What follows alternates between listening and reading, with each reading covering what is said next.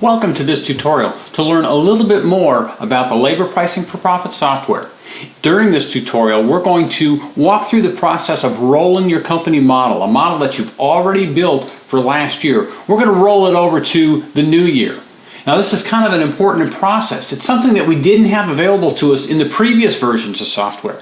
In fact, those of you who had the earlier versions of software ran into those problems where you'd go ahead and you'd create a model, you'd create a new copy of the data that you've already made, roll it over for that new year. In other words, you just assign a new year to it, and then you started to work with it and find some problems or some issues that started to crop up. Well, one of those problems was related to the equipment. If you had a piece of equipment that you put in there a couple of years ago, and you said that it was going to last you 3 years. Well, once you roll over to the new year, well, now it's only going to last you 2 more years. Well, that wasn't reflected in the new software. The new software saw that it was still going to be there for 3 more years. And so that was a bit of an issue. We also run into the problem of some weeks having 4-week payroll months versus others being 5-week payroll months. And that was an issue that wasn't taken into account with the old software. All of those have been corrected in version 6 with the process that we have of rolling your software over to the new company. Let's take a little bit closer look at how we're going to do this process. And after we actually make our copy and roll things over, then we'll look specifically at those areas, the equipment, and we'll look at the hours and see how the software is adjusting those for your new model year. Let's get started. We're going to start out on the opening screen of the software itself, and on the left-hand toolbar under Setup, we're going to click on Company Models and Department Maintenance. When we click on that, we're going to see the Company Models Setup window open up, and in the lower half here, you can now see our company itself. We've got the standard business model here for 2011. Now, in order to roll this over, the process itself is very, very simple. All we have to do is, with this being our active company, just simply click on the icon here in the lower right-hand corner for Activate the Next Model Year. As soon as we do that, the software is going to ask us to confirm, do you really want to roll all of last year over to this year? Well, in my particular case, I've got 2011 as my current model, so it's going to want to roll it over to 2012. I'm going to tell it yes.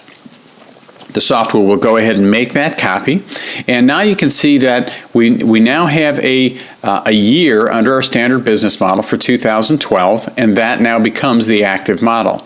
So with that active, we can also see up on our top screen up here, we can see that the model that we're working with, if you will, is the standard business model for 2012. Again, as we change the model, that block on the top always tells us what year or what model we're working with. So we can now see that we're working with the 2012 model. Now, I want to show you just a couple of the areas where you will see changes being made in the software as a result of rolling it over from one year to the next. The first place that I'll go to show you is in the costs input, and you will notice that on our pieces of equipment, for example, this 2005 box van is the first item that we have up here.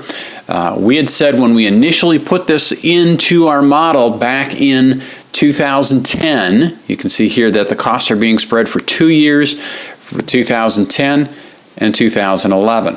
Well, now that we're looking at the year 2012, we can see that the annual amount is 0 because that particular item we basically spread that entire $32,000 over that 2-year period.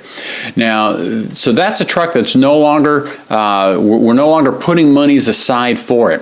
Now, if we put this piece of equipment into our model back in 2010, and we really haven't put any money aside for it because of maybe the economy or the way our business has been running, we haven't been able to do that, and we're going to hang on to this truck for a little while yet.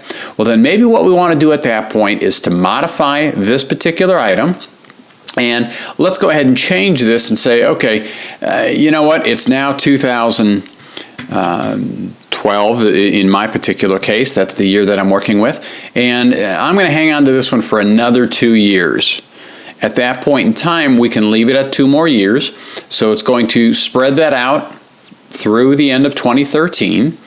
still $32,000, and this is being allocated 100% to our service department.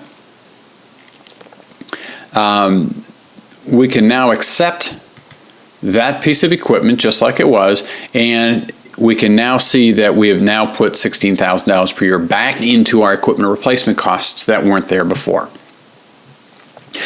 So that's the first place you're going to see it. In fact, in our list here, we can see that there's a 2007 Ford van that was also scheduled to be replaced. And so that one is also dropped off the list. Now, keep in mind, if we did indeed replace this vehicle and we've got a new one here, well, then we need to go ahead and add a new piece of equipment to our list so we start putting money aside to replace that truck when it has served its useful life. Now, there's one other place you're gonna definitely notice a difference as a result of rolling your model over to the second year, and that is in the labor input hours for any of your employees. If we take a look here at Anthony Smith, he's a direct labor employee.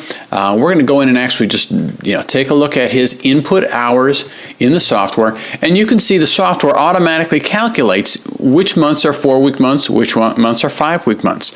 Now, if we take a look at this same employee and compare him to the model that we had back in 2011, for example, in our software, we'll start to see that the software has automatically recalculated which months are 4-week months, which months are 5-week months. Now, that's important because it's all about the billable hours. You've heard us say that in the past. And so if we take a look at this, we can now start to see that there aren't quite as many billable hours in a given month. And when it comes to payroll, we're going to have to be paying out more payroll in certain months than in other months. So it's going to affect our cash flow in a big way. We need to make sure that these numbers are accurate. So here again just points out one more reason why rolling our data over and keeping it current is important. Now, as we roll it over to the new year, there's one last thing that you want to certainly make sure that you take care of. And I'm just going to back out of these windows, and that's to update all of your fixed and variable overhead expenses. Go through each of these items. Are the costs that we entered in here originally still accurate? If they need to be adjusted, let's adjust them now. And again, if you know when that expense is going to hit, put it in the specific time of year that it's going to hit. Again, that's going to make your cash flow projections far more accurate. Also, are there expenses that are on this list that won't be there this next year? For example, if you put a new roof on the building last year, you really don't need another new roof this year. So let's take that cost out of here. Are there expenses that are not on this list that need to be on it? If you should have put a roof on the building last year but you didn't get to it, well, now's the time to do that. So we need to put those numbers in to our model to make sure that we have the cash flow for this particular year. Well, that concludes this particular tutorial. Again, we hope that this was beneficial to you. It is available here on the website, so you can replay it as many times as you would like, and just keep yourself up to date. Also, if you haven't already done so, explore the other tutorials that are available here on this particular website. Thank you.